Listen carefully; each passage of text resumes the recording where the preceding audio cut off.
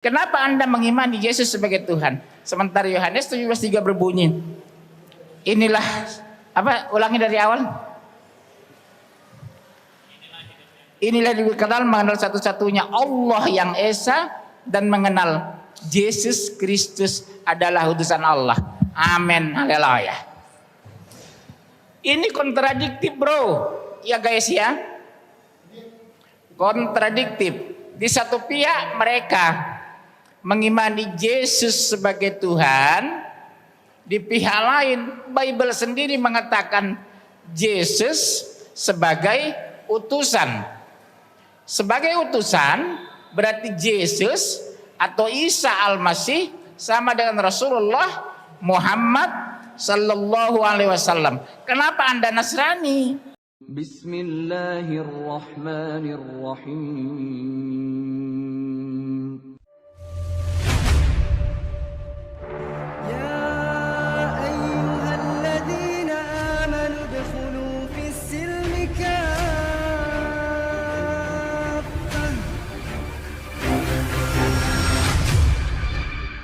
Bismillahirrahmanirrahim. Assalamualaikum warahmatullahi wabarakatuh.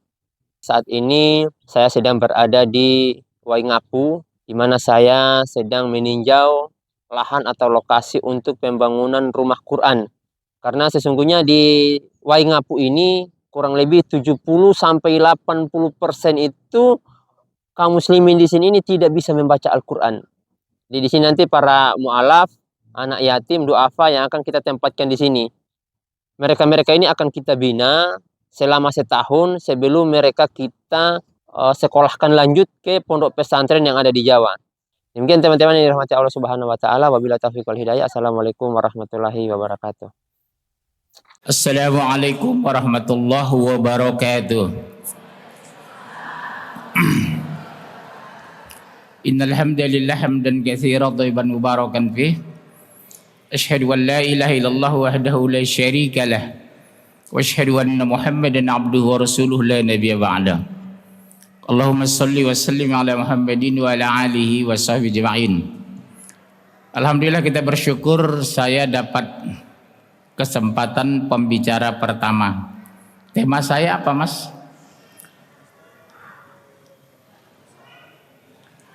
Persoalan pembinaan mualaf. Saya ke dasar dulu ya. Kenapa banyak persoalan dalam pembinaan mualaf itu? Karena persoalannya mualaf sendiri baru bergabung dengan kita, diusir orang tuanya, dijauhkan dari keluarga, ijazah ditahan, dokumen dibakar. Secara psikologi mereka stres. Menghadapi ini kita butuh satu, pembinaan dalam arti ekonomi, pembinaan dalam arti keilmuan, pembinaan dalam arti tempat dan kediaman. Jadi tidak bisa kita tinggalkan mereka begitu saja, ada dana belum tentu. Karena mental mereka harus kita perbaiki karena mereka kebanyakan stres, itu yang kami hadapi. Nah, Bapak-bapak, ibu-ibu yang mungkin hari ini mualaf ada di sini, saya sangat yakin merasakan itu. Yang jadi persoalan adalah sampai hari ini Indonesia tidak punya lembaga pembinaan mualaf secara nasional yang lebih baik dibandingkan dengan pembinaan para duafa dan yatim. Saya ulangi ya Bunda. Sampai hari ini Indonesia tidak punya lembaga pembinaan mualaf secara nasional seperti banyaknya pembinaan orang duafa dan anak yatim. Oleh sebab itu mulai hari ini harus kita benahi, Pak. Mualaf kita banyak tapi tidak ada yang membina. Akhirnya maaf, apa boleh buat? Banyak yang kembali murtad. Berapa kali saya wawancarai mereka murtad, kenapa? Karena mereka begitu kami masuk Islam, Ustadz, nggak ada yang membina kami. Untuk apa kami Islam kalau nggak bisa sholat? Untuk apa kami Islam kalau tidak bisa saum atau puasa, kata mereka. Nah, Kendala-kendala itu satu yang harus kita lakukan, kerjasama ekonomi antar lembaga. Yang kedua, melibatkan orang yang mengerti kristologi dalam pembinaan mu'alaf, bukan sekadar islamologi. Islamologi harus kita ajarkan tauhid yang benar, akidah yang lurus, syariah yang sempurna, akhlak yang mulia, betul. Tapi kalau sisa-sisa ilmu-ilmu Kristen masih ada pada mereka, nanti ke depan bercampur. Ini yang kita hadapi selama ini. Oleh sebab itu, bagaimana agar Islamologi kita ajarkan secara utuh, tentang kristologi kita jelaskan kenapa harus masuk Islam. Maaf, di sini siapa mualaf? Ada? Enggak, yang putra. Ada di sini mualaf. Antum mualaf, boleh dekat. Mik nggak ada mik, tolong kasih sama dia. Antum panitia ya, sekaligus mualaf memang. Tahun berapa antum masuk Islam? 2016, Ustaz. Kenapa Anda masuk Islam? Pertama karena istri mau nikah, dan kebetulannya setelah aku syahadat hidayat, Pak. Mendapat hidayah ya. Siap, Pak. Jadi orang selalu mengatakan paling karena nikah. Nggak ada masalah, saya bilang. Pernikahan bisa menjadi jalan, menjadi sarana, betul ya? Pak. Yang penting Anda menjalani Islam setelah masuk Islam. Betul. Nah, persoalan hari ini Mas adalah apakah setelah masuk Islam itu membina, ada yang membina? Kebetulan saya dari Masjid Agung Sunda Kelapa. Kita punya pembinaan, Pak, waktu kita udah syahadat. Diundanglah kembali lagi 4 kali untuk pembinaan, baru dikasih sertifikat, Pak. Maka dari situlah saya mendapat basic knowledge of Islam. Saya itu orang WNA, Pak, kebetulan. Dari luar negeri, Pak. Dan pas saya datang di Masjid Agung Sunda Kelapa, kebetulan aku 3 kali udah nggak dikasih waktu untuk syahadat dengan masjid-masjid lain, Pak. Hanya di Masjid Agung Sunda Kelapa dikasih aku waktu untuk syahadat langsung. Keluarga sendiri, ibu, bapak, keluarga Nasrani? Masih Katolik, Pak. Sampai sekarang? Masih, Pak. Apa yang Anda lakukan terhadap mereka agar mereka tertarik masuk Islam? Saya di rumah selalu pakai live Mekah, Pak. Kalau di rumah. Masih serumah dengan mereka? Kebetulan enggak, Pak. Saya udah nikah, tinggal di Indonesia.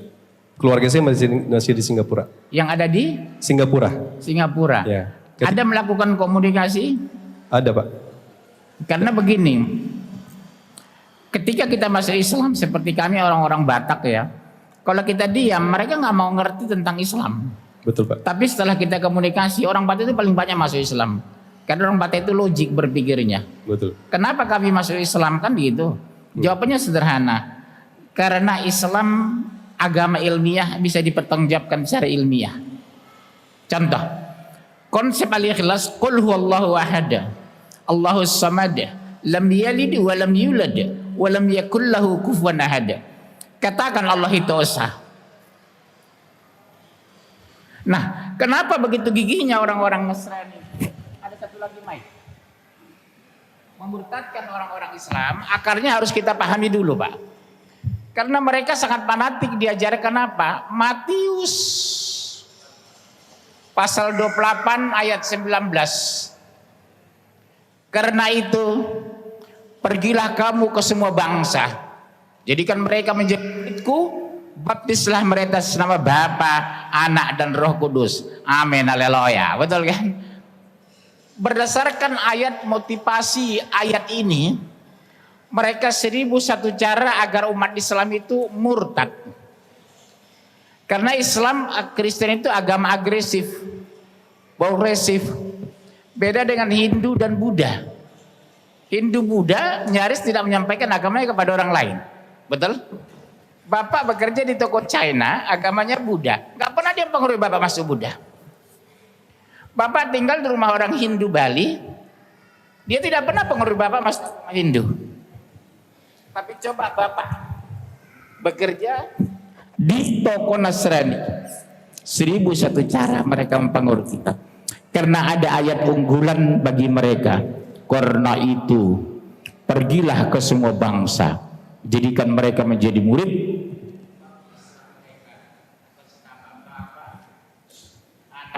dan Roh Kudus.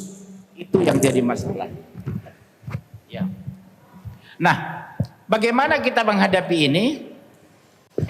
Kita pakai Yohanes 17:3.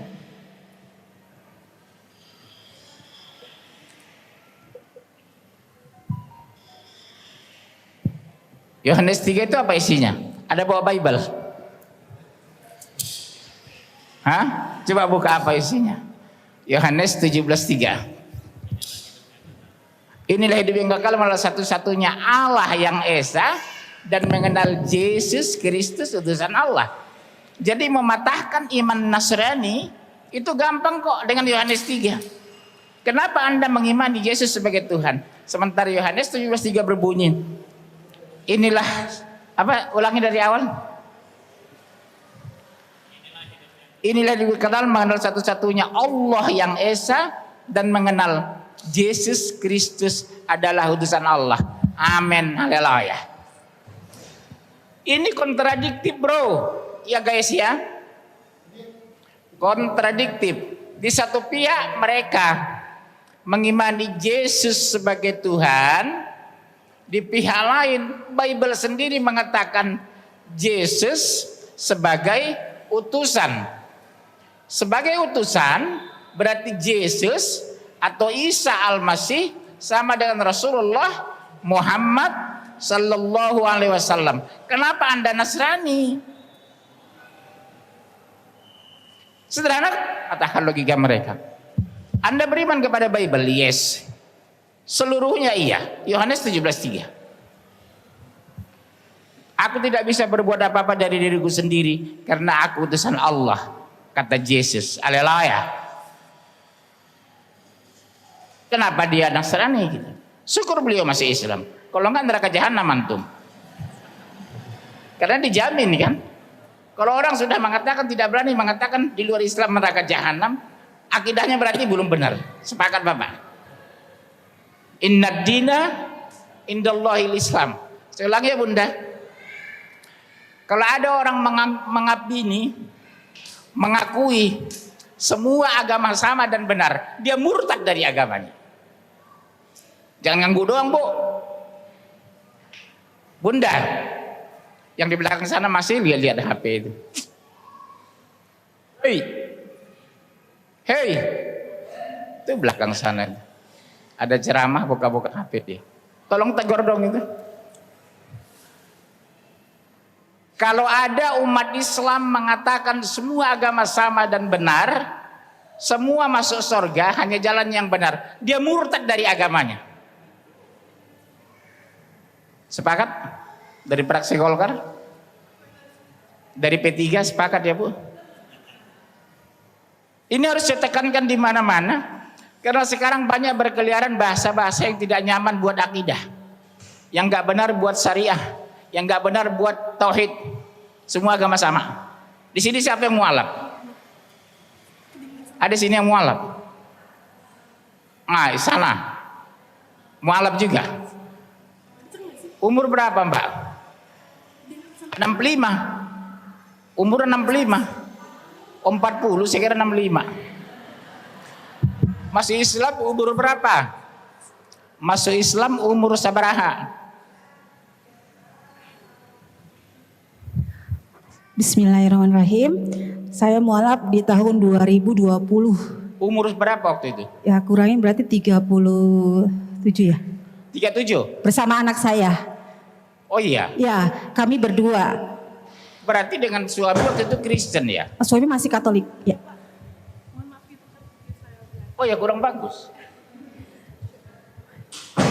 Jadi posisi Mbak hari ini dengan anak Islam, tapi suami masih Katolik. Jadi saya syahadat berdua sama anak saya, suami Katolik. Jadi sekarang kami berpisah karena akidah. Oh ya memang harus. Ya. Sebab Maha bicara kalau Mbah tetap bersatu dalam hubungan seks hukumnya haram. Nggak boleh Pak, zina. Betul, zina. Ya.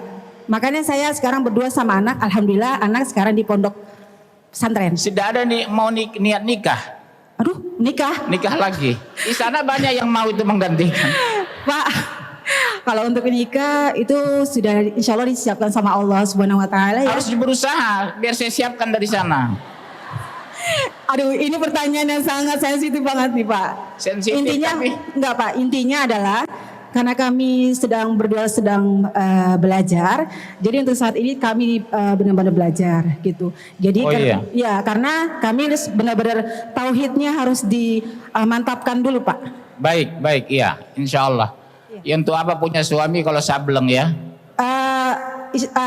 Kalau untuk suami, karena kita sama-sama belajar, insya Allah Allah mendatangkan suami yang soleh intinya Pak.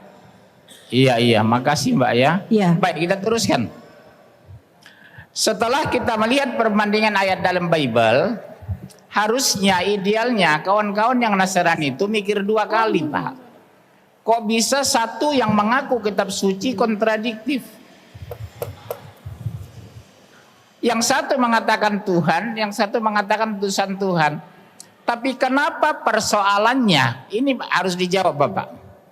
Kalau jawaban benar boleh pulang. Kenapa mereka masih ngotot bertahan di Kristen? Walaupun sudah kita jelaskan ini. Apa kira-kira jawaban Bapak?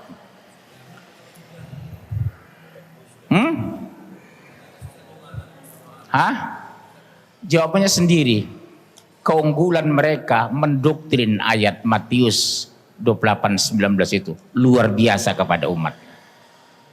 Kelemahan kita umat Islam di sana, bukan Islam ya, umat Islam tidak punya kekuatan, kemampuan mendoktrin kebenaran Islam kepada umatnya. Makanya banyak murtad.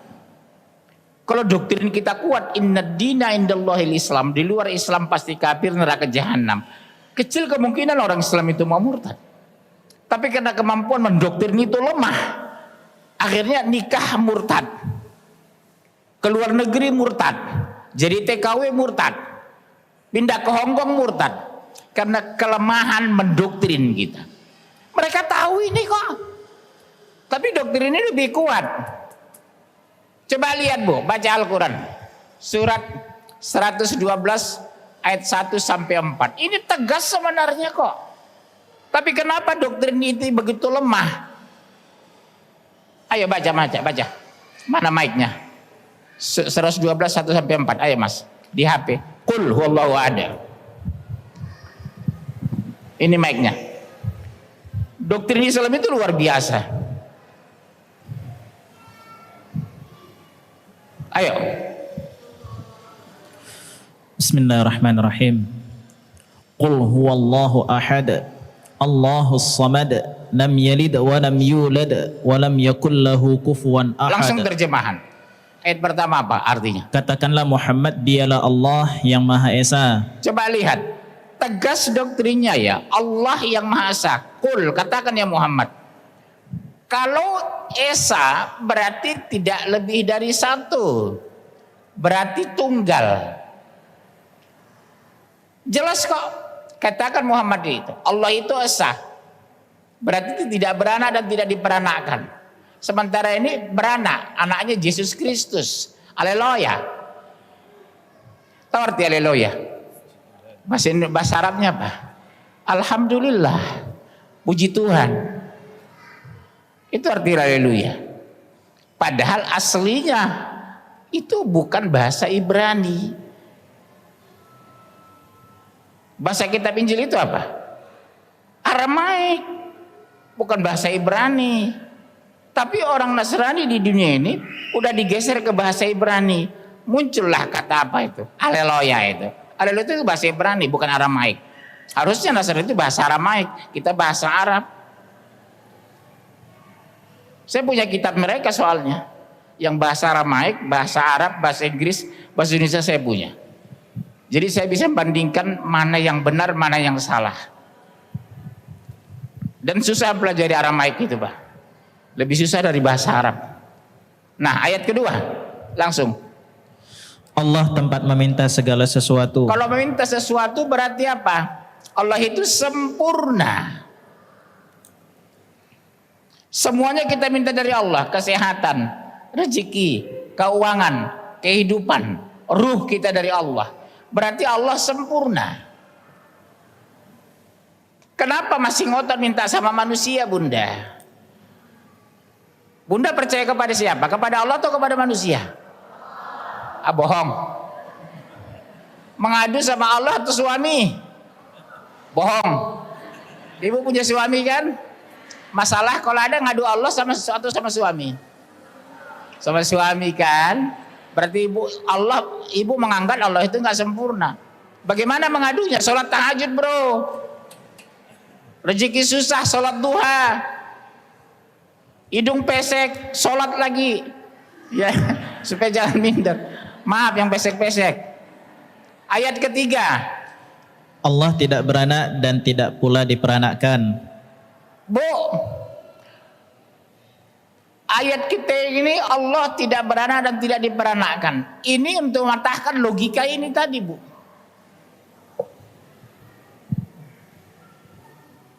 Tidak beranak dan tidak beranakkan. Sementara mereka mengimani Yesus Kristus anak Allah. Di pihak lain mereka mengimani Yesus sendiri sebagai Allah. Ini semua kan ayat ingin menghabisi tauhid mereka sebenarnya, Pak. Anehnya orang yang bertauhid seperti ini bisa pindah kemari. Ini yang lucu itu. Ini semua mau menghabisi mereka ini. Ayat-ayat ini. Allah tidak beranak dan tidak beranakkan. Mereka mengatakan anak Tuhan. Ya, ayat berikutnya. Dan tidak ada sesuatu yang setara dengan dia. Ya, tidak ada yang setara dengan dia. Tidak ada yang mirip, tidak ada yang sama. Karena dia pencipta, khalik. Bukan makhluk. Bukan yang dicipta. Jadi Ibu tolong akidah ini, surah Al-Ikhlas ini tolong didoktrin kepada anak. Agar jangan nyebrang ke sini. Namun begitulah berbondong-bondong orang masuk Islam. Masuk Islam. Pembinaan gak ada. Selalu masalah apa yang paling krusial selalu? Gak ada uang. Itu kan penyakit umat Islam di Indonesia. Gak ada uang, Ustadz. Karena kita selalu berbicara lembaga, bukan bicara bagaimana menghidupi lembaga. Asal ada acara bikin proposal minta uang. Jadi kita jadi umat Islam pengemis. Ini harus kita benahi, Pak. Bapak-bapak yang punya lembaga agama, berhentilah jadi pengemis. Pengurus masjid berhenti jadi pengemis.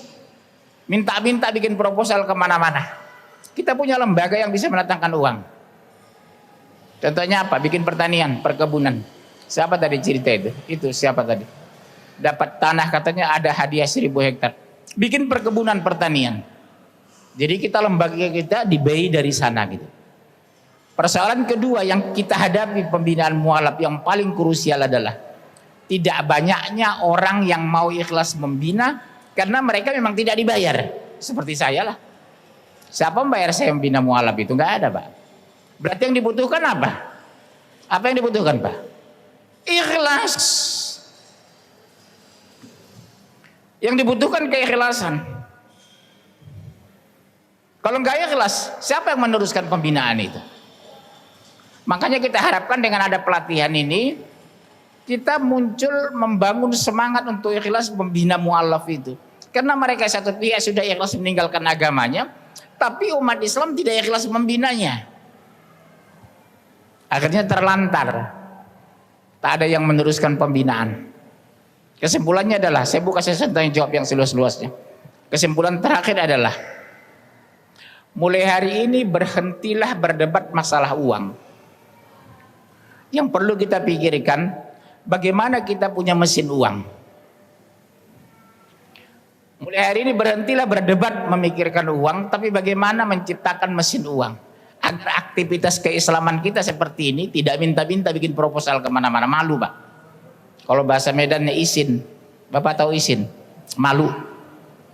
Oke, itu kesimpulan dari saya. Pas setengah jam. Cukup materi. 20 menit tanya jawab. Nama, status pertanyaan. Nah, Pakai mic.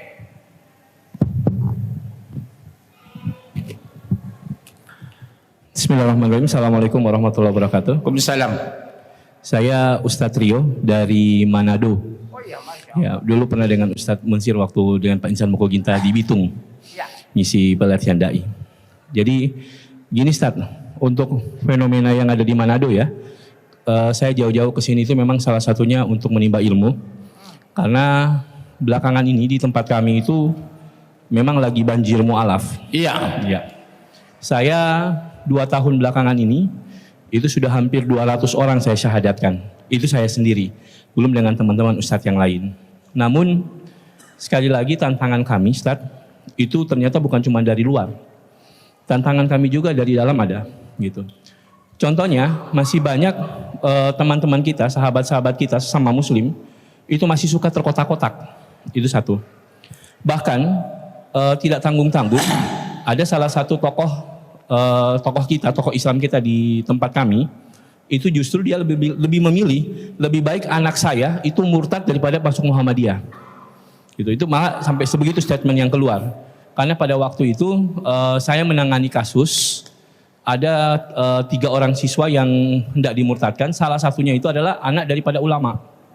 Nah, saya melakukan pendekatan, saya sampaikan ke orang tuanya bahwa anaknya sekarang sudah ikut kajian-kajian di gereja. Nah, tapi karena mereka melihat kami backgroundnya dari Muhammadiyah, dia bilang nggak apa-apa, lebih baik anak saya murtad nggak masalah, yang penting jangan ikut ente gitu, jangan ikut antum gitu di Muhammadiyah. Ini memang miris ya yang terjadi. Itu yang pertama. Baru yang kedua, kami di Manado juga memang agak kesulitan dalam hal pembinaan mu'alaf. Itu karena memang setiap gerakan kami, bahkan saya itu setelah mensyahadatkan keponakan dari wali kota Bitung, 2 hari kemudian saya dipanggil. Yang manggil polisi. Iya, polisi. Polisinya muslim juga. Kapolres yang panggil. Langsung saya dipanggil, tapi alhamdulillah dengan izin Allah justru saya mendapat support gitu. Namun diingatkan hati-hati karena jangan terlalu, kami dianggap radikal, terlalu ekstrim gitu. Maka daripada itu saya ingin hari ini sebuah penguatan mungkin dari kawan-kawan, dari teman-teman terutama yang ada di Pulau Jawa, karena di sini memang mayoritas. Kami jujur di sana memang selalu mendapatkan segala tekanan maupun tuduhan miring dan sebagainya semata-mata untuk melemahkan perjuangan kami gitu. Untuk itu kedatangan saya di sini ingin bertanya satu ya terkait tentang bagaimana sih mensikapi tokoh-tokoh muslim ini yang suka berpecah, apalagi kami itu diserang dengan sisi yang sekarang ini lagi dihantam kami karena konsep moderasi. Bahwa kita tidak boleh mengkafirkan kelompok lain termasuk Islam, termasuk kelompok di luar Islam gitu, karena Islam itu adalah umat pertengahan, jadi tidak boleh mengkafirkan yang berbeda pemahaman dengan kami. Itu bagaimana Ustaz kalau menurut pandangan Ustaz? Terima kasih. Assalamualaikum warahmatullahi wabarakatuh. Ada 2 teori yang harus kita terapkan kita menghadapi begitu, dan perpecahan itu memang sudah bagian dari kebiasaan umat Islam saya lihat di mana-mana. Satu, mengabaikan mereka kalau ada tokoh seperti itu. Sebab kalau kita pun ngotot, mereka belum tentu mau bersatu. Jadi waktu kita, energi kita habis untuk ngurus mereka, abaikan mereka. Yang paling baik kalau saya begitu, abaikan mereka. Saya juga menghadapi yang sama kok. Kami dituduh aliran sesat karena menyampaikan Bible di masjid. Ini kan Bible kan, Yohanes, Matius. Tapi begitu mereka menghadapi kristenisasi nggak sanggup, nelpon saya, Ustaz tolong, ada anak kami, ponakan kami yang murtad, tolong bagaimana supaya dia bisa kembali Islam. Itu memang persoalan-persoalan yang sering kami hadapi. Tapi satu, abaikan kalau mereka tetap ngotot karena menghabiskan energi. Yang kedua, yang mau ini kita memperkuat persatuan. Bagaimana agar kita bisa mengkoordinir orang-orang mualaf, karena kasihan mereka baru masuk Islam, begitu masuk mereka lihat kita ribut, mereka masuk lihat kita bentrok, mereka masuk lihat kita nggak kompak. Iya, selamat datang Ustaz Nababan. Ya Mas ya. Jadi tugas antum hanya itu, abaikan mereka. Kedua, jalin persatuan lebih utuh agar kita bisa membina mereka, insya Allah. Oke. Ya, pertanyaan kedua silakan. Pertanyaan kedua. Dari Ya. Ahmad mungkin. Ada? Iya, dari oh ya ada dua, beliau satu. Iya, beliau dulu ya, Mbak. Bismillahirrahmanirrahim. Assalamualaikum warahmatullahi wabarakatuh. Waalaikumsalam. Saya Stefani dari Purbalingga, Jawa Tengah. Tapi muslim bukan mualaf. Saya mu'alaf ketika umur 17 tahun, tepatnya tahun 2000. Oh iya ya, berarti mualaf dulu Mu'alaf ya. dulu. Sekarang udah ketuaan. Sekarang udah ketuaan. Oke. MT mualaf tua. Mu'alaf tua. Iya. Ustadz, di daerah kami, saya mengawali pembentukan FKMP Forum Komunikasi Mu'alaf Purbalingga. Itu awal adanya wadah mu'alaf di Purbalingga. Iya. Terus kemudian lahir MCA Mu'alaf Center Aisyah. Terus kemudian kemarin itu juga lahir Rumah Mu'alaf Purbalingga. Hampir sama pertanyaannya, ada 3 wadah untuk para mu'alaf, akan tetapi tidak adanya konsisten untuk lebih ngopeni gitu. Ustadz tahu ngopeni? Enggak. Membina kayak gitu, membina begitu ya. Tidak ada greget untuk bersama-sama fastabiqul khairat untuk ngopeni mu'alaf. Bahkan saya yang dari awal terjun untuk membina mu'alaf karena saya menyadari saya dari mu'alaf, tetapi justru malah datang suara-suara sumbang, apalagi mohon maaf saya bercadar gitu. Ada yang mengatakan itu mu'alaf sudah berani berdakwah, itu mu'alaf bergaya pakai nikob segala macam. Jangan-jangan itu mu'alaf sudah terkonfirmasi dengan bau-bau teroris. Teroris, iya. Itu fitnah-fitnah yang sungguh menyakitkan. Saya datang ke sini mohon tausiahnya, mohon agar saya bisa tetap semangat berdakwah di daerah di Purbalingga. Jazakallah. Wassalamualaikum warahmatullahi wabarakatuh. Baik, kepada Mbak, kalau bagi saya dengan banyaknya cemeh, merendahkan, memojokkan, itu saya jadikan motivasi. Justru yang berbahaya itu ketika kita dipuji. Yang berbahaya itu ketika kita dipuji. Ketika kita dicaci maki orang, kita jadikan motivasi untuk lebih maju. Jalan terus. Karena kalau kita ikhlas, kita pasti mengabaikan caci maki itu. Karena tujuan kita mardotillah, mencari ridho, bukan mencari pengakuan manusia. Gak ada urusan pengakuan sama saya. Yang ada urusan bagaimana Allah ridho dengan saya. Ya Mbak ya, hanya satu motivasi saya sama Mbak. Luruskan niat, pastikan aku berbuat karena Allah, bukan mencari muka. Karena aku udah punya muka, untuk apa aku cari kan gitu kan. Yang kedua, abaikan semua cacian, cemeh, merendahkan kita. Kita jadikan itu sebagai motivasi, bukan membuat kita mundur. Itu masukan Mbak. Ya silakan, tolong mic.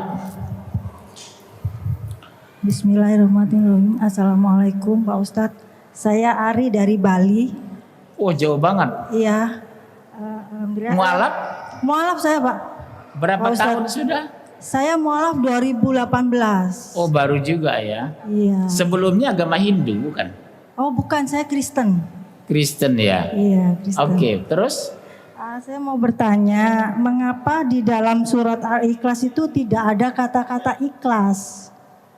Cuman itu yang saya pertanyakan. Jawabnya sederhana.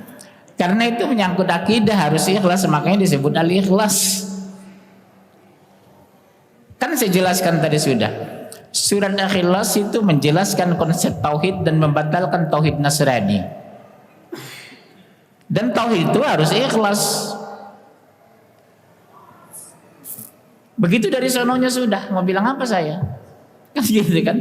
Iya kan udah dari sononya. Surat Al-Ikhlas. Tidak harus ada kata ikhlas di surah itu. Beda dengan Al-Baqarah. Sapi betina, ada Al-Baqarah di ayat Al-Baqarah itu. Ali Imran, memang keluarga Imran di ayat itu gitu loh. Al-Ikhlas itu kadang menyangkut tauhid. Disebut surat Al-Ikhlas. Udah dari sononya Mbak. Mbak jangan bikin emosi saya ya. Iya. Pertanyaan ketiga. Ada lagi? Iya. Kasih mic tolong Mas. Assalamualaikum warahmatullahi wabarakatuh. Waalaikumsalam warahmatullahi. Saya nama Sugriono dari Purbalingga, tapi pengurus Yayasan Pembina Mu'alaf Di mana Pak? At-Tauhid Surabaya. Oh Surabaya. Iya, iya. Yang ingin sebetulnya ini himbauan. Ketika umat Islam mengamalkan wa'tasimu bihablillahi jami'an wala tafarraqu. Iya. Insya Allah umat Islam tidak terkotak-kotak. Manakala itu mohon solusinya dengan ayat itu. Ayat itu sempurna. Wa'tasimu bihablillahi jami'an wala tafarraqu. Berpegang teguhlah kepada tali Allah, Al-Quran dan As-Sunnah, betul ya? Dan jangan bercerai-berai. Persoalannya, kenapa ayat ada tapi umat Islam bercerai-berai? Setan. Selesai apa? Kenapa setan dan iblis sungguh-sungguh menghancurkan kita, menggoda kita? Karena iblis dan setan dijamin masuk neraka jahanam. Mereka ingin sebanyak-banyaknya orang manusia masuk neraka. Sementara masuk surga itu kita berpeluang sama dengan jin. Wa ma khalaqtul jin wal ins illa liya'budun. Dan tidaklah kami ciptakan jin dan manusia kecuali untuk mengabdi. Iblis dan setan itu sudah putus asa, Pak. Keputusasaan itu diaplikasikannya bagaimana sebanyak-banyaknya orang beriman itu, orang Islam itu tidak mengamalkan Islam. Padahal orang Islam itu membaca ayat itu, wa'tasimu bihablillahi jami'an wa la tafarraqu. Jadi kembali ke pribadi kita. Kuat nggak kita dengan ayat itu? Makanya ada orang yang masuk Islam, ada yang masuk neraka, ada yang masuk surga. Walaupun dia baca ayat itu. Ya Allah alam bisawab. Terakhir ada lagi. Jazakallahu Iya. khairan. Bismillah. Di banyak-banyak buku yang menjelaskan tentang fenomena kristenisasi, banyak penulis itu menjelaskan mengenai solidnya hubungan antara pendeta atau pastor yang berdakwah di sana mengkristenkan dengan para donatur yang mendanai aktivitas mereka. Nah, pertanyaan saya, apakah ketika mereka menjelaskan dalam buku-bukunya itu, apakah itu agar bisa menjadi contoh bagi kita, ataukah kita punya metode yang lain? Dan ikhlas memang tentu harus kita terapkan, memurnikan niat kita karena Allah. Tapi ketika kita membaca itu, apakah itu patut kita tiru juga, yaitu sinerginya antara dai misalkan yang berdakwah dengan para donatur yang membiayai dai-nya itu. Demikian Ustaz. Itulah persoalan kita umat Islam sampai hari ini, termasuk yang saya hadapi. Kita selalu bertikai dalam masalah, bukan menyelesaikan masalah. Karena apa? Egoisme yang tidak bisa dikalahkan. Kembali tadi, kenapa umat Islam seperti itu sementara Nasrani bisa kompak dan bersatu? Karena mereka bukan agama yang hak. Setan gak mengganggu, sesama setan gak mungkin mengganggu. Mereka agama setan. Sementara kita karena agamanya benar, hak, bisa pertanggungjawabkan secara ilmiah, setan itu bergerak terus. Kembali ke pribadi kita tadi yang saya katakan, kuat nggak kita menghadapi godaan itu? Seperti kita di sinilah. Ada penjelasan belum tentu mau dengar. Karena apa? Setan. Buku tentang menjelaskan kristologi itu sudah banyak. Buku tentang agar mengembalikan kepada Islam sudah banyak. Tapi belum tentu berpengaruh. Belum tentu berpengaruh. Akibat apa tadi? Itu ayat Yohanes 17:3 tadi itu. Dia tahu kok itu, tapi dia masa bodoh dengan ayat itu gitu. Seperti itulah saya lihat kondisi Indonesia hari ini, keagamaannya. Mas supaya tahu saja ya, Indonesia salah satu negara Islam di dunia yang paling banyak murtad. Kalau kita bicara data. Karena saya laporan banyak dari daerah. Pak, minta tolonglah siapa sih ini murtad. Pak, minta tolong si anu murtad. Subhanallah, saya pikir. Iya, menerima laporan. Nggak bisa berbuat apa-apa kita. Karena orang begitu murtad, mereka dirangkul, dibiayai, didanai, dihidupi, dibina. Kita kan orang mu'alaf, belum tentu seperti itu. Menangis berpelukan, diislamkan, oh kamu ahli surga, berpelukan kayak Teletubbies. Habis berpelukan gak ada yang membina. Hampir semua acara ada pembinaan, ada orang yang masuk Islam. Tapi setelah itu lepas, yang bina dia siapa?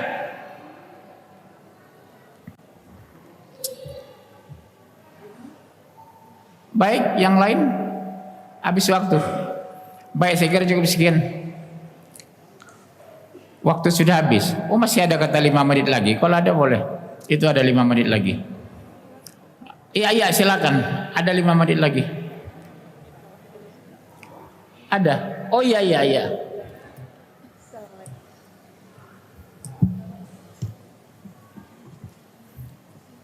Coba nyalain Mbak Panitia. Assalamualaikum warahmatullahi wabarakatuh. Waalaikumsalam warahmatullahi. Ustadz, saya Ibu Dewi dari Solo. Iya. Saya sudah bukan mu'alaf lagi karena sudah 24 tahun jadi Islamnya ya. Iya. Hanya persoalan kita sekarang adalah begini. Yang perlu kita pikirkan sebagai para pembina-pembina mu'alaf ya, itu adalah hak mu'alaf itu belum banyak diberikan oleh lembaga-lembaga zakat. Iya. Saya habis dari Sumatera Barat 10 hari, di masjid-masjid ada kotak untuk Mu'alaf. yatim, bukan, untuk yatim. Iya. Untuk duafa, untuk mengurusi jenazah. Iya. Untuk administrasi masjid, tapi tidak ada kotak untuk mu'alaf. Padahal itu kan hak mu'alaf untuk mendapatkan. Nah, ini yang perlu kita sadarkan adalah bagaimana lembaga zakat itu memberikan hak kepada mu'alaf lewat para pembina-pembina mu'alaf. Sehingga apa? Banyak mu'alaf yang seperti peminta-minta datang mencari dana tapi tidak mendapatkan. Pengalaman saya pada waktu saya masuk Islam, ya tahun 2003, harta saya kan diminta semua sama orang tua saya. Saya datang dari satu lembaga zakat ke lembaga zakat yang lain, saya bawa mobil, bawa BPKB, bawa STNK, tolong jualkan mobil saya, tapi pinjamin saya uang sekarang. Karena saya hanya diberi waktu 1 minggu sama orang tua saya. Dan ini hari kedua saya belum mendapatkan dana untuk mengembalikan harta orang tua saya. Apa jawaban para pengurus lembaga zakat ini? Kami belum ada program untuk mu'alaf. Inilah tantangan kita sekarang ini. Bagaimana lembaga zakat mau memberikan hak mu'alaf itu. Begitu Ustadz. Mungkin di bawah koordinator Ustadz untuk menyadarkan para lembaga-lembaga zakat itu. Begitu Ustadz. Baik. Assalamualaikum warahmatullahi wabarakatuh. Terima kasih. Yang lebih menyakitkan bukan begitu Mbak. Ada kota untuk mu'alaf tapi tidak diberikan kepada mu'alaf. Kalau tadi kan nggak ada kotaknya. Kotak kan sudah saya singgung tadi. Untuk yatim dan duafa, untuk pengurus masjid segala macam. Tapi kotak mu'alaf nggak ada. Masih mendingan Mbak. Ada kotak mu'alaf tapi uangnya bukan untuk mu'alaf, dipakai pengurus masjid.